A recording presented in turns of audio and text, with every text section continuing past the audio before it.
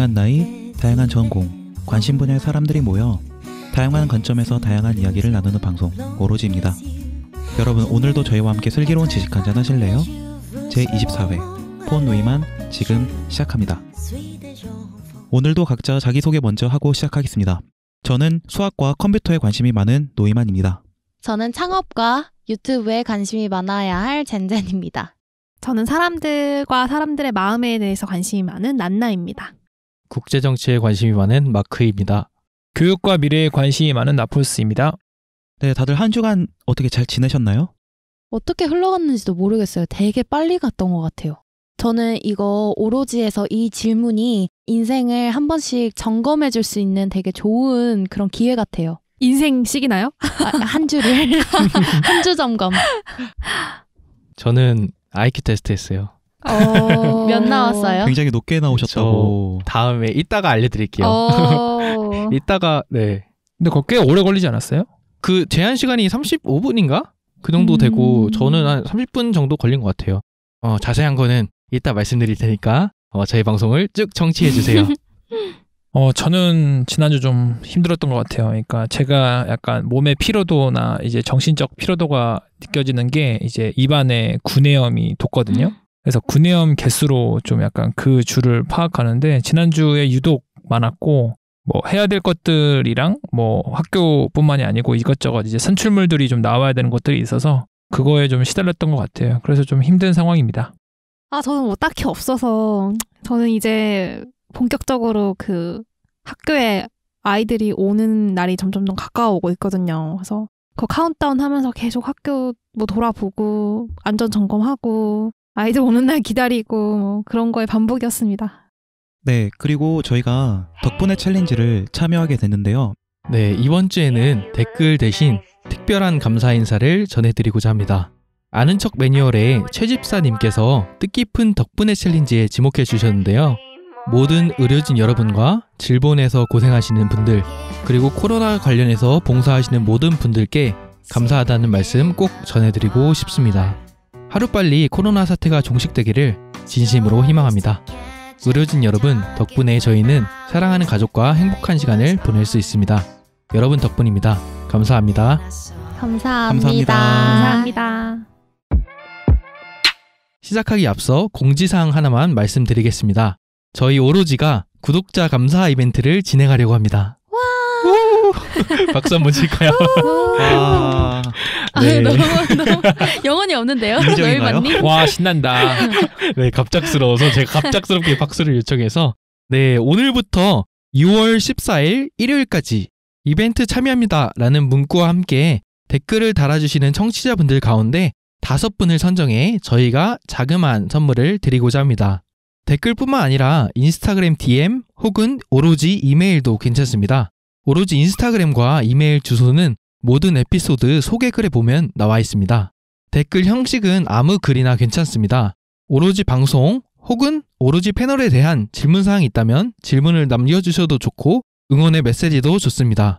질문 같은 경우에는 예를 들어 노이만님 인공지능이라는 썰이 있는데 사실인가요? 이런 질문과 같이 정말 아무 질문이나 괜찮습니다. 질문에 대한 답변과 이벤트 당첨자 발표는 저희가 이번 인물 공통주제가 끝난 후 진행될 오로지 중간결산 특집 Q&A 방송에서 말씀드리겠습니다. 이벤트 참여 댓글 남기실 때 꼭 이벤트 참여합니다 문구를 적어주세요. 많은 참여 부탁드리겠습니다. 감사합니다. 많이 많이 참여해주세요. 궁금해요. 구독자가 저희가 많잖아요. 근데 댓글을 남겨주시는 분은 되게 정해져 있는 것 같더라고요. 그래서 여러분들이 어떤 생각을 하시면서 저희 방송을 구독해 주시고 들어주시는지 너무너무 궁금하기 때문에 이번 기회를 바탕으로 여러분들의 목소리를 들어보고 싶습니다. 네, 특집 에피소드는 저희가 하는 에피소드가 아니라 여러분과 함께 만들어가는 에피소드가 될 것 같아요. 그래서 정말 많은 질문, 어떤 질문이든 괜찮습니다. 많은 질문 남겨주시면은 저희가 그에 관해 답변해 드리겠습니다. 네, 많은 참여 부탁드리겠습니다. 네, 현재 저희의 공통주제는 인물입니다. 각자 평소에 존경하는 혹은 한 번쯤 이야기 나눠보면 좋을 만한 인물을 한 명 선정해서 이에 관한 이야기를 나눠보고 있습니다. 지난주에는 마크님이 현 미국 대통령이죠. 도널드 트럼프에 관해 이야기를 해주셨고 이번 주에 저 노이만은 제 닉네임의 출처죠. 폰 노이만이라는 과학자의 이야기를 준비했습니다. 패널분들은 평소에 폰 노이만이 어떤 사람인지 알고 계셨나요? 아니요, 저는 몰랐는데 제 눈앞에 있는 지금 노이만님을 알고 있습니다. 저도 잘 몰랐어요. 근데 노이만님이 노이만이라는 이름을 정한 날 그때 한번 찾아봤던 것 같아요. 이분이 과학자라는 것도 아예 모르고 계셨나요? 몰랐어요.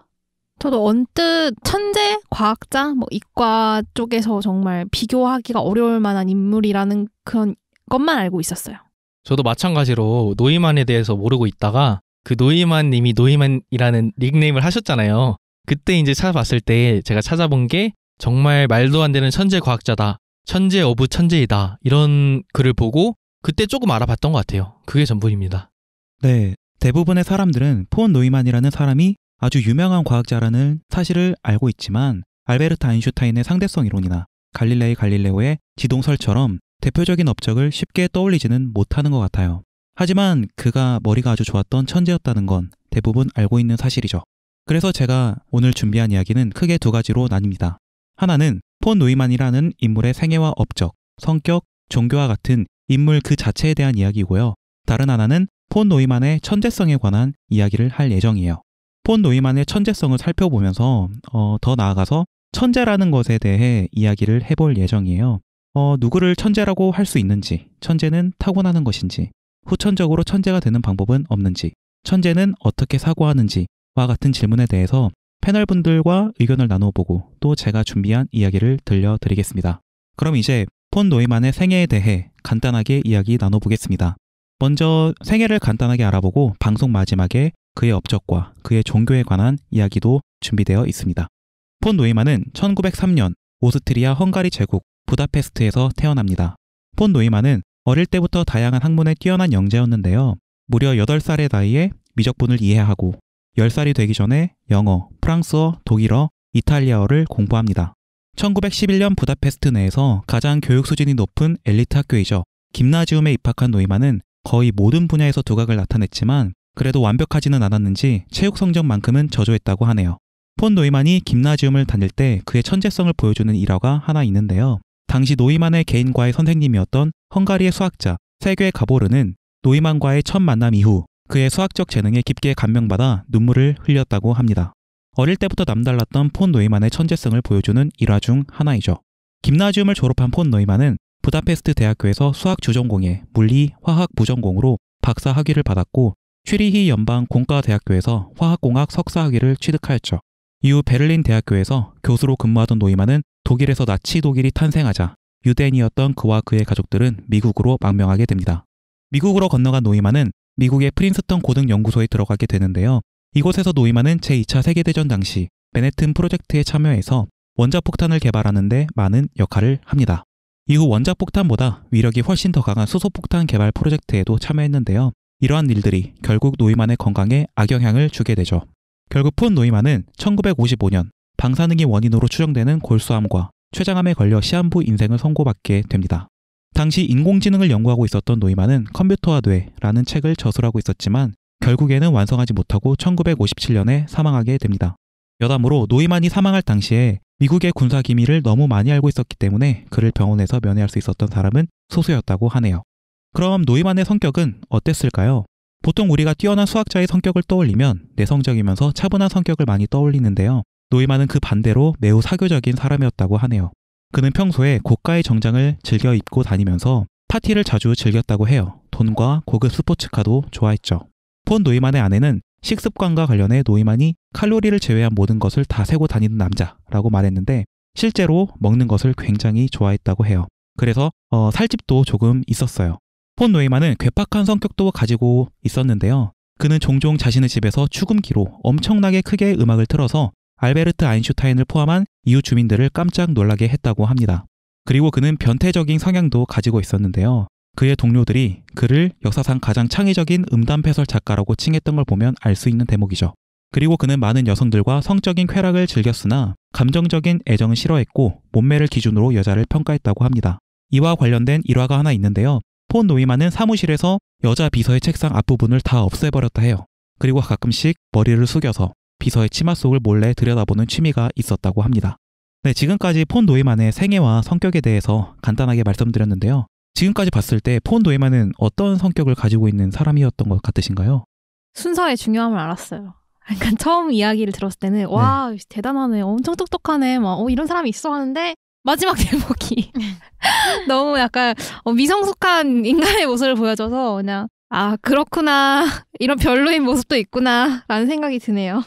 그 노이만 말고 아인슈타인 있잖아요. 아인슈타인도 여자 문제는 굉장히 복잡했던 거 혹시 알고 계세요? 그 재혼하고 이혼하고 한 건 알고 있는데 맞아. 다른 또 뭐가 있었나요? 그 과정 속에서 이제 첫 번째 부인이 뭐 제발 이제 그렇죠. 이혼하지 말아달라 했는데 그러면서 아인슈타인이 뭐 무슨 뭐 계약서 같은 걸 내밀었는데 뭐 아, 절대 네네. 나한테 아는 척하지 마라. 뭐 내가 나한테 애정을 바라지 마라. 이런 계약서를 줬어요. 나하고 이혼하기 싫으면 이런 거 다 지켜라 하고 아들이 무슨 장애가 있었나 했는데도 그냥 그 아들 버리고 다른 여자 재혼하고 막 이런 그런 사생활이 있더라고요. 천재이면서 인성까지 뛰어난 사람은 많지 않은 것 같아요. 우리가 아는 유명한 철학자들도 보면은 개인 사생활의 인간적인 모습을 보면은 별로인 면들이 좀 많이 있죠. 아 근데 음담패설 작가라고 하는 건 진짜 의외인 것 같아요. 좀 궁금하긴 하네요. 어떤 음담패설을 했는지. 그리고 여자들하고 즐기기만 했다고 하지만 결혼은 또 했잖아요. 아내 이야기가 나오는 거 두 번 보니까. 했었던 걸로 제가 기억을 해요. 아. 약간 천재들은 좀 다 약간 여자들을 좋아하는 것 같아요. 여자라고 하니까 이성? 피카소도 되게 여자들에 대해서 굉장히 복잡했잖아요. 근데 이제 지금의 기준으로 본다면 사실 아무리 노이만이더라도 비서의 치마를 봐? 그러면 바로 지금 징계되고 감옥에 있지 않을까. 그리고 그러니까 이런 것들 때문에 사실은 그 당시여서 좀 가능하다는 생각이 좀 들기도 하고 들었던 걸로 성격을 파악하자면 좀 인싸인데 머리가 좋아서 인싸인데 변태다. 네, 그 정도 얘기할 수 있을 것 같은데요. 근데 또 칸트는 또 그런 거 잘 조절했잖아요. 칸트는 그쵸? 진짜 노잼 라이프잖아요.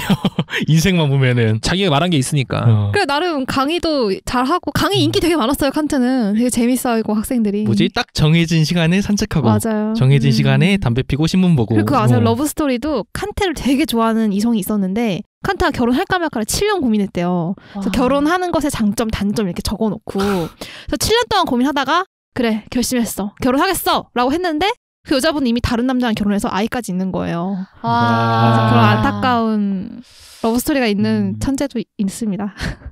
자신의 결혼도 생각 못하면서 철학을 논하다니. 그 아이작 뉴턴도 자기가 이제 머리를 쓰기 위해서는 여자를 멀리 해야 된다 그런 마인드가 있었나 봐요. 그래서 평생 한 번도 여자와 성행위를 하거나 그런 적이 한 번도 없다고 한 걸로 저는 알고 있어요. 아예 성관계를 안 했다고요? 인생 전체에서? 그런 걸로 알고 있어요. 왜? 그러니까 그렇게를 이렇게 놀라시죠 막. 그렇게 금욕 생활을 하면 사고력이 좋아진다고 그렇게 생각을 했었다고 해요. 아니 과학자면은 호기심이 많을 텐데 그런 걸 어떻게 참지? 호기심. 과학자면 호기심이 더 큰데 그런 약간 본능을 참아낼 정도면은 얼마나 거기에 빠지셨는지. 거기에 그냥 큰 매력을 못 느끼셨나 봐요. 그럴 수도 있겠네요. 그 천재들이 그 사생활이 문란하다고 했잖아요. 또 생각나는 게 그 퀴리 부인 아시죠? 네. 마리 퀴리. 그분도 되게 사생활이 문란했거든요. 아 그래요? 그분은 활발하셨나요? 성적 활동이? 그렇다기보다는 남편분이 돌아가시고 그 남편의 제자가 있었어요. 애제자가 남자 애제자가 있었는데 그 애제자랑 사랑에 빠진 거예요, 둘이. 근데 문제는 그 남자 애제자가 결혼했고 아이까지 있었는데 그 남자와 바람이 난 거죠. 그래서 그 당시에 뭐 신문에 나고 뭐 퀴리 부인 엄청 욕먹고 했는데 퀴리 부인이 뭐라고 말했었지? 뭐 노벨상은 사생활의 문제가 아니다? 뭐 이렇게 말했었나? 하여튼 뭐 사생활과 내 업적과는 관련이 없다 이런 식으로 말을 했었어요. 맞는 얘기죠. 근데 뭐 한 사람하고 한 거면 불륜이긴 하지만 뭐 문란이란 말을 붙이면 피카소쯤은 돼야. 그러네요. 흥미롭네요. 그리고 저는 폰누이만의 얘기를 딱 듣고 나서 생각한 게 다 가진 사람? 뭐 이런 생각이 들었어요. 뭐 요즘 말로 하면 엄친아 같은 느낌이거든요. 한 방면만 엄청나게 잘하는 그런 약간 오타쿠 같은 천재의 느낌이 아니라 다방면적으로 잘하는 거죠. 막 여자도 많이 만나고 막 파티도 즐기고 동시에 뭐 경제학도 잘하고 물리학도 잘하고 뭐 여러 분야에 다 뛰어나니까 약간 엄친아 같은 느낌이 들었어요. 저는. 아이언맨 같네요. 약간 그런 아이언맨 느낌이네요. 느낌 아닐까요? 그래서 그런지 폰 노예만이 평소에 종교를 믿지 않았다고 해요. 불가지론자였는데 병에 걸리고 나서 죽음에 대한 공포 때문에 그때 이제 종교를 믿게 된 케이스인데 평소에 이제 자신이 너무 대단하고 약간 그런 면이 많다 보니까 종교를 믿지 않았던 것 같아요. 근데 그런 사람들은 죽음을 진짜 두려워할 것 같아요. 왜냐면 내가 여기서 다 이뤘는데 그 죽음으로 인해 그런 모든 게 순식간에 무너져 버리는 거잖아요. 나는 정말 엄청난 사람이고 대단한 사람이었는데 죽음이라는 것 때문에 그 모든 게 그냥 다 무너져 버리고 순식간에 나도 정말 부질없는 사람, 별 볼 일 없는 사람이 돼버리는 거니까 그런 사람일수록 죽음에 대한 공포가 더 크지 않을까라고 저는 생각이 드네요. 그 성과보다는 집착인 것 같은데, 그러니까 자기가 너무 좋으니까 지금 삶이 너무 좋아서 진시황제나 이런 사람들이 내가 다 가졌는데 죽지 않았으면 좋겠다 불사를 하는 것 같은데, 저는 그런 점에서 마지막 그 마무리가 좋지 않았다. 진짜 완전 천재고 고수라면 나의 죽음마저도 이제 담담히 받아들여야 되지 않을까 하는 생각을 했어요. 그런 사람이 이제 성인이 되는 거죠. 시타르타 같이, 부처 같이 이제. 천재라고 성인은 아닌 것 같아요. 이런 뭐 미니스커트 안 보려고 하는 거 보면 되게 유아적이잖아요. 그래서 그런 거랑은 따로인 것 같아요. 네, 그럼 이제 본격적으로 폰 노이만의 천재성에 대해서 이야기해 볼게요. 폰 노이만의 친구이자 노벨 물리학상을 수상한 물리학자 유진 위그너는 자신을 천재라고 칭하는 기자에게 진정한 천재는 폰 노이만뿐이다 라는 말을 건넸을 정도로 폰 노이만은 천재 중에 천재였습니다. 인터넷 커뮤니티 사이트를 보다 보면 이러한 폰 노이만의 천재성에 관한 글들을 종종 접할 수 있는데요. 제가 몇 가지 소개해드리겠습니다. 네, 먼저 폰 노이만이 어렸을 때 집에서 파티가 열릴 때면 전화번호부를 통째로 외워서 파티에 참가한 사람들에게 읽어주는 묘기를 했다고 해요. 그리고 세계적인 수학자 포여 죄르제 교수는 폰 노이만이 있던 수업에서 강의를 할 때 어떤 수학 정리를 소개하고 아직 증명되지 않았으며 꽤 어려운 증명일 거라고 말했는데 5분 뒤 폰 노이만이 가만히 손을 들더니 칠판에 나와 증명을 바로 써 내려갔다고 해요. 이걸 본 죄르지 교수는 이때부터 폰 노이만을 두려워했다는 말을 남깁니다. 네, 그리고 언제는 어떤 기자가 폰 노이만에게 당신은 과연 현대 수학을 얼마나 알고 있다고 생각하십니까? 라고 질문을 했을 때 매우 진지하게 생각을 하다가 28%라고 대답합니다. 이는 노이만이 그 당시 수학이라는 학문의 100%가 어느 정도인지 윤곽을 파악하고 있었다는 의미를 내포하는 대답이었죠. 네, 또 한 번은 누군가가 폰 노이만에게 이런 질문을 했어요. 길이가 200마일인 철로의 양 끝에 서 있는 두 대의 기차가 시속 50마일의 속도로 서로를 향해 출발했습니다. 이때부터 두 기차가 서로 충돌할 때까지 파리가 시속 75마일의 속도로 두 기차 사이를 왔다 갔다 했다고 가정한다면 파리가 이동한 거리는 모두 몇 마일일까요? 이 질문에 폰 노이만은 1초의 지체도 없이 150마일이라고 정답을 말했어요. 질문을 한 사람은 실망하면서 정답이에요. 역시 당신은 속임수에 걸리지 않는군요. 대개 사람들은 이 문제를 무한급수를 이용해서 풀려고 하지만 그렇게 하면 매우 많은 시간이 걸리게 되죠. 하지만 간단한 논리를 이용해서 파리가 2시간 동안 움직인 거리를 알아내면 금방 풀리는 문제이죠. 당신도 그렇게 풀어낸 거죠? 라고 말했을 때 폰 노이만은 대답했습니다. 아니요, 저는 무한급수로 풀었어요. 후에 노벨 물리학상을 수상한 리처드 파인만도 동일한 문제에 대한 질문을 받은 적이 있는데 파인만은 이미 폰 노이만의 일화를 알고 있었기에 쉬운 풀이로 답을 구해놓고 무한급수로 풀었는데요 라고 말하며 능청을 부렸다고 합니다. 참고로 파인만도 대단한 천재이긴 했지만 폰 노이만과 같이 살아있는 컴퓨터처럼 암산을 하는 타입의 천재는 아니었다고 하네요. 네, 이런 일화들을 보면 폰 노이만은 확실히 천재였다고 말할 수 있죠. 그런데 우리는 어떠한 기준으로 특정 인물을 천재라고 부르는 걸까요? 이제부터 본격적으로 천재에 대해 한번 파헤쳐 보겠습니다. 네, 우리가 흔히 천재라고 생각하는 사람은 또 누가 있을까요? 저는 물리학자 알베르트 아인슈타인, 작곡가인 베토벤과 모차르트, 화가인 피카소, 축구 선수인 리오넬 메시 등이 생각이 나는데요. 패널분들은 천재라고 하면 생각나는 인물은 누구인가요? 또는 그들의 이미지는 어떤가요? 사실 천재라고 하면은 저는 되게 그런 인물이 떠올라요. 되게 외골수고 막 파헤치고 그다음에 약간 그 자폐적인 성향도 가지고 있고 그 뉴턴도 그런 일화가 있잖아요. 정신없이 이제 뭐 연구를 하다 보니까 약간 일상생활에 관련된 일들은 되게 못했다고 해요. 아니면 사회성이 떨어지거나 약간 그런 사람들을 저는 약간 천재의 이미지라고 알고 있는 것 같아요. 약간 괴짜 이미지? 저는 좀 반대로 천재하면은 저도 옛날에 그런 이미지가 많이 떠올랐거든요. 약간 정말 한 분야에만 몰두하는 오타쿠 같은 이미지가 떠올랐는데 지금은 어떤 이미지가 떠오르냐면은 그 연예인 헨리 아시죠? 그런 이미지가 되게 천재 같다는 이미지가 떠올라요. 약간 모든 다방면으로 잘하고 모든 금세 배우고 그거를 또 능청스럽게 잘 해내고 자신만의 스타일로 소화하는 걸 보면은 그런 게 천재가 아닐까라고 저는 요즘에 생각이 드는 것 같아요. 저는 사실 천재라는 말을 거의 요즘 써본 적이 없어가지고 계속 고민을 해봤는데 제가 애들한테 이제 역사 수업하다가 몇 번 말하는 적이 있거든요. 그러니까 조선시대를 봤을 때 우리나라 최고의 천재가 2명 있었다. 이제 다산 정약용이랑 이제 장영실이라고 말을 하는데 이제 애들한테 이제 그 두 사람에 대해 가끔 얘기해줘요. 정약용이 뭐 만들었던 것들 그리고 뭐 영화도 보여주기도 하고요. 정약용이 평생 동안 500권 책을 썼거든요. 그리고 이제 수원 화성이라든지 그것이 가지고 있는 의미라든지 이런 걸 얘기하면서 하면 애들이 우리나라에도 되게 천재가 있었구나라고 말을 하죠. 그래서 저는 그 정도로만 얘기하지 현대 시대에 누가 천재다 이렇게 생각하진 않는 것 같아요.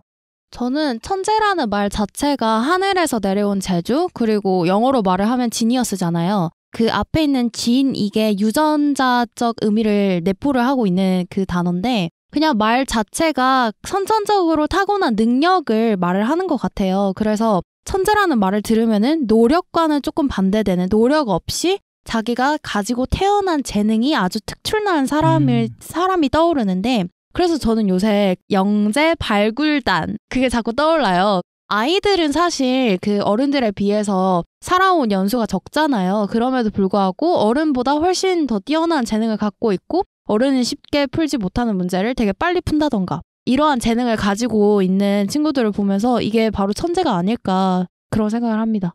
우리는 왜 그들을 천재라고 부르는 것일까요? 우리가 어떤 사람을 보고 저 사람은 천재야 라고 말을 하려면 천재라는 단어에 대해 정의가 필요합니다. 패널분들은 평소 생활을 하면서 천재를 만나보신 적이 있나요? 어떤 사람을 보고 저 사람은 천재다 이런 사람을 평소에 만나보신 적이 있나요? 일단 천재가 뭔지부터 생각을 해야 될 것 같은데 천재를 실제로 만나본 적은 저는 없다고 생각하고요. 근데 저는 종종 책을 읽다가 이 사람 어떤 문장이 꽂히거나 했을 때 이 사람 되게 천재적이다 라고 생각하는 것 같아요. 근데 그 한 문장 가지고 한두 문장 가지고 그 사람의 그 천재성을 말할 뿐이지 그 자체로 이 사람이 천재다 이렇게 생각하진 않는 것 같아요. 저도 똑같이 천재를 만나본 적은 없는 것 같고 사실 제가 천재의 인생으로 한번 살아보고 싶어요. 어떤 느낌일지. 그러니까 뭔가를 접할 때 그렇게 빨리 배우는 그런 능력? 그런 걸 제가 한번 가져보고 싶어요. 어떤 느낌이길래 어떻게 저렇게 빨리 배우고 어떻게 저렇게 빨리 습득하는지가 너무 궁금해요. 실제로 만나본 적은 없지만 뭐 TV나 책에 나오는 그런 천재들을 봤을 때 그런 느낌이 들고 천재라고 했을 때 저는 또 하나 생각나는 게 방금 뭐 책 구절 말씀해 주셨잖아요. 나펄스님께서. 저는 그 봉준호 감독이 생각나거든요. 전 기생충 영화 볼 때 이 사람 진짜 천재인가 이런 생각 했었어요. 왜냐하면은 그 뭐 내용의 스토리 뭐 이런 거 다 떠나서 보는 내내 정말 마음이 불편했어요. 근데 어떻게 그 관중들을 그렇게 영화 그 런타임 내내 마음이 불편하게 만들어낼 수 있는지 그 스크린에 나오는 영상 하나 가지고 그게 정말 대단하다. 이 사람 정말 천재가 아닌가? 저는 그때 그렇게 느꼈던 것 같아요. 네, 우리는 천재가 무엇인지에 대해서 명확하게 말을 할 수 있습니다. 보통 똑똑한 사람을 의미하죠. 하지만 어떤 사람을 천재라고 부를 수 있는지에 대해서는 모호한 부분이 많습니다. 모차르트처럼 3살 때부터 작곡을 하면 천재인 건지, 아인슈타인처럼 21살에 상대성 이론을 발표하면 천재인 건지, 아니면 한번 기억한 것을 절대로 까먹지 않는 사람이 천재인 건지 확실하지 않죠. 그리고 가장 핵심적인 쟁점은 선천적으로 주어진 천부적 재능을 천재라고 해야 하는 건지, 아니면 선천적인 재능을 떠나서 탁월한 성취 능력을 가진 사람을 천재라고 해야 하는 건지에 대한 문제일 겁니다. 이러한 관점에서 보았을 때 폰 노이만은 확실히 선천적으로 타고난 천재였죠. 폰 노이만은 영재였으니까요. 폰 노이만은 어렸을 때부터 산수, 언어, 암기의 분야에서 특별한 능력을 보였어요. 노이만은 6살에 불과한 나이에 2개의 큰 수의 나눗셈을 암산으로 정확하게 계산해내었고 고대 그리스어를 익혀서 대화에 사용했습니다. 8살의 나이에는 미적분을 이해했었죠. 그러면은 노이만 님이 보시기에는 천재를 두 가지로 천부적인 재능, 두 번째는 탁월한 성취 기능, 성취 능력, 이 두 가지를 한 사람들을 천재라고 보시는 건가요? 저는 천재가 2가지의 부류가 있다고 생각을 했어요. 이렇게 폰 노이만처럼 천재로 타고나는 사람이 일단 있을 수가 있고요. 이제 후천적으로 노력을 해서 뭔가 성취를 이뤄내서 그 성취를 바탕으로 천재라고 불리는 사람, 이렇게 두 부류로 저는 천재를 구분했거든요. 그럼 정리하자면은 결과적으로 뭔가 이뤄낸 사람이 천재인데 그 과정 속에는 어떤 사람은 처음부터 그냥 타고난 재능이 그렇게 된 사람도 있고 반면에 다른 사람은 자신의 노력으로 그걸 이뤄낸 사람이 있고 그거 말씀하신 거죠? 그럼 여러분들은 천재가 타고나는 것이라고 생각을 하시나요? 저는 그냥 그 말 자체가 노력 없이 노력을 한지 안 한지는 몰라요. 근데 어쨌든 간에 선천적으로 타고난 재능을 가진 사람을 천재라고 부른다고 생각을 하거든요.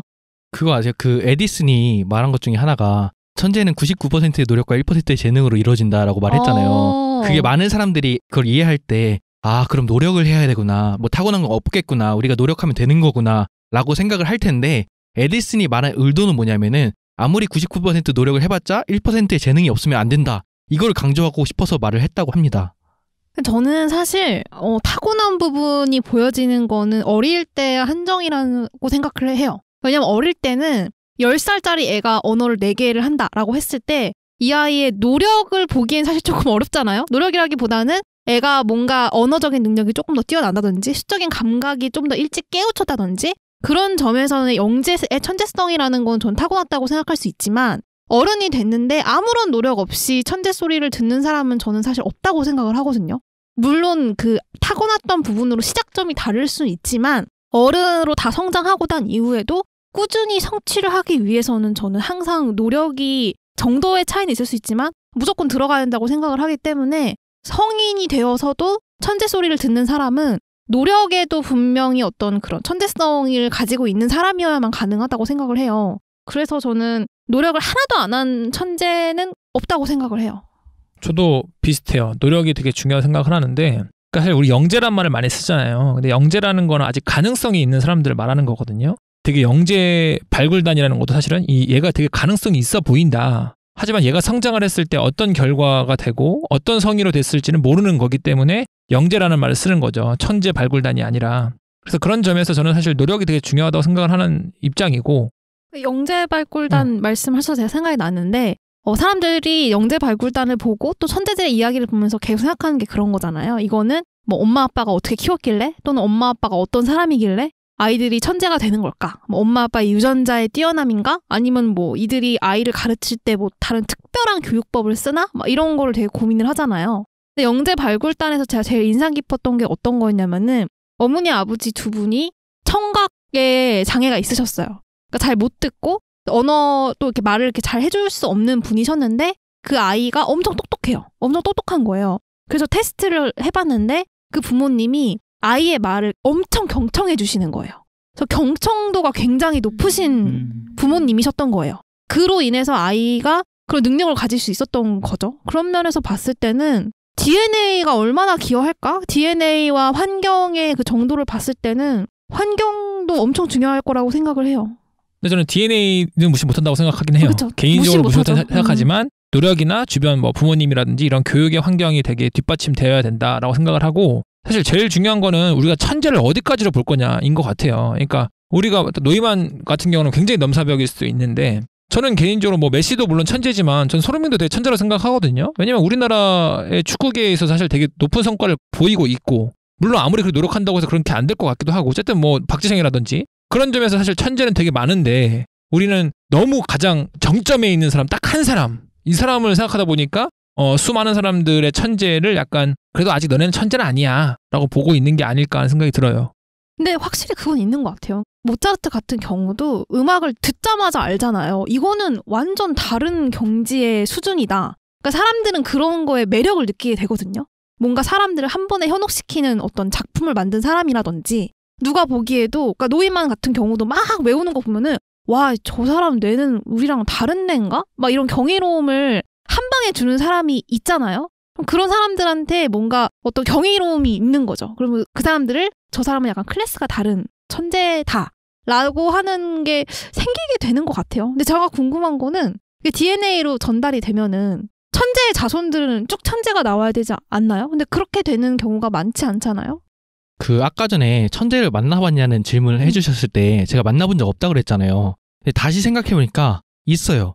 한 2명 정도 있는데 그 사람들이 머리가 진짜 뛰어나요. 이 사람은 와 진짜 똑똑하다. 어떻게 저렇게 생각을 하지? 하는 정도로 진짜 똑똑한 사람들을 제가 본 적이 있는데 근데 문제는 뭐냐면은 그 사람들은 노력을 안 해요. 지가 이제 머리가 뛰어난 걸 스스로 알아요. 그렇기 때문에 노력도 안 하고 오히려 그 머리 똑똑한 거를 이용해요. 그걸로 약간 약삭빠르게 그 높은 사람한테 잘 보이려고 그 기회만 틈타고 자기보다 약해 보이는 사람 막 이용하려고 하고 제가 본 사람들은 그렇거든요. 결론적으로 말씀드리자면은 머리는 정말 뛰어나고 유전적으로 막 사고하는 능력? 생각하는 능력은 뛰어날 수 있어도 그게 올바른 방향으로 노력하는 그 방향이 제대로 잡히지 않았으면은 그게 의미가 있을까? 그래서 이제 천재가 그 천재성이 드러나지 않는 게 아닐까라는 생각이 들었어요, 방금.